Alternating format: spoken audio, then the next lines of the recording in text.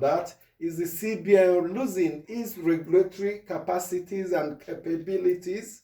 Is asking citizens to reject old notes when the banks give them. My fear is that the citizens may misinterpret that directive. How do we reject it? If you insist and make noise within the banking hall and they get the security and police to whisk you off, will the CBN be around to really help you get over the problem? Is it not a call for anarchy? Perhaps the CBN is saying you have to do your bit as we are doing our bit in pushing this through. Fuel price increase by the side, some say is illegal without any announcement. Even NNPC oil station have adjusted up to 185, some 190. A lot of problems. My colleagues are here. Abulo Semwagu is there. Lady Hadiza Audu is there. Teve Tiav is there. And our guest analyst Maudi is also here. Welcome to the program. Thank you, Amici. Good morning. Good morning, Amici, and good morning, dear listener. Let me also remind our listener that Alhaji Ahmed Bola Tinubu was with construction workers, and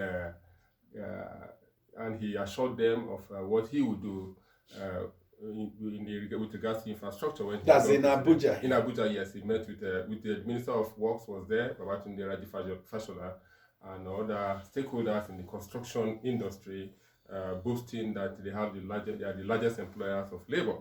Amici, within the space of 6-7 months, we've seen increase in fuel pump, and this is appalling.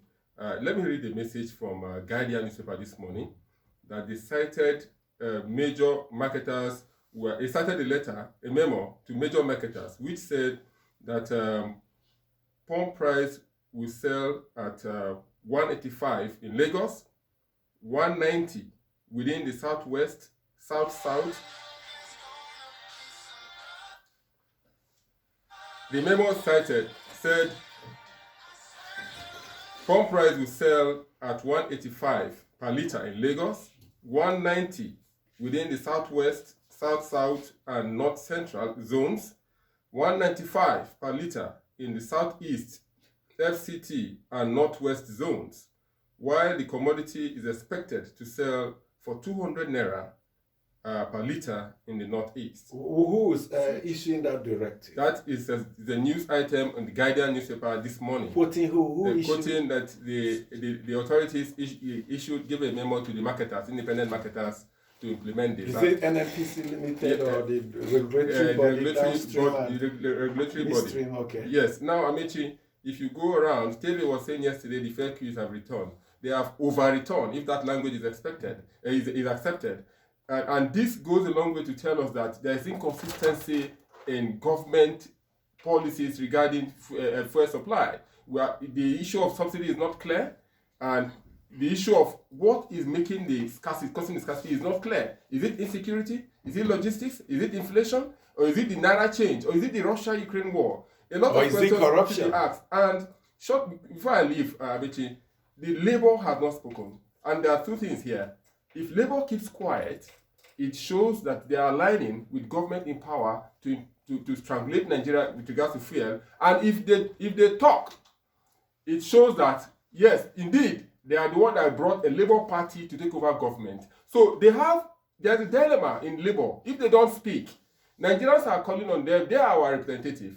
If you don't speak up now on this issue... your representatives are in the parliaments. The workers' unions. Oh, yeah. They represent the workers. And the workers are how many people are in the National Assembly? You have over 2 million civil servants. And you know the relations you have. You have your wife and children. So if you calculate it, you know how many it is. So they need to speak up on this matter and don't let us just accept this hook, line and sinker. You know the ripple effect of this singular adjustment of prices. Well, Tevetiav, is it the CBN you want to talk of? Because every sector in Nigeria has a regulatory institution card in it. One of the letters we'll share, it appears all of them have grown so weak and are incapable of regulating their sector. They seem to have they have folded their hands and are watching as even in the electricity sector, you hear of a secret increase in tariff. In the fuel sector, petroleum downstream sector, you see it, and even now CBN issued directive, and the banks are ignoring it, and the CBN is asking the people to join them to enforce the laws and rules and codes as it were. Amici, good morning to you. Good morning, listener. You recall that yesterday we alluded to the possibility that there are some persons behind the deposit money banks, that is, giving them the courage not to obey the CBN directive, as it were. And yesterday, the CBN across the country, not just in Abuja, monitored, the dispensation